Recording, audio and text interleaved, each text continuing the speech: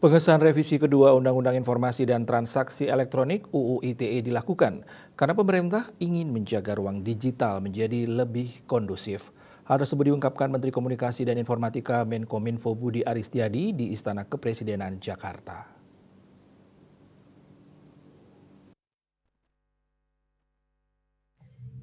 Menteri Komunikasi dan Informatika Kemenkominfo Budi Aristiadi di Istana Kepresidenan Jakarta dikutip dari kantor berita Antara, Jumat 5 Januari menyatakan, pemerintah ingin menjaga ruang digital lebih kondusif dan lebih berbudaya.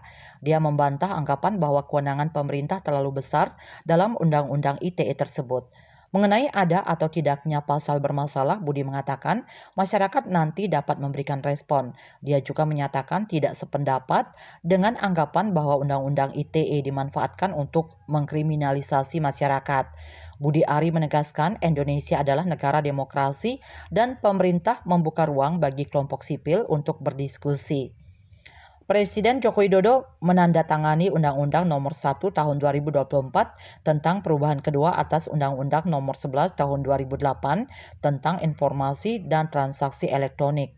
Berdasarkan informasi yang dihimpun di Jakarta Kamis 4 Januari, penandatanganan tersebut dilakukan Jokowi di Jakarta tertanggal 2 Januari 2024 dan diundangkan oleh Menteri Sekretaris Negara Pratikno pada tanggal yang sama dengan penandatanganan tersebut, maka Undang-Undang ITE yang merupakan hasil revisi atau perubahan kedua ini mulai berlaku.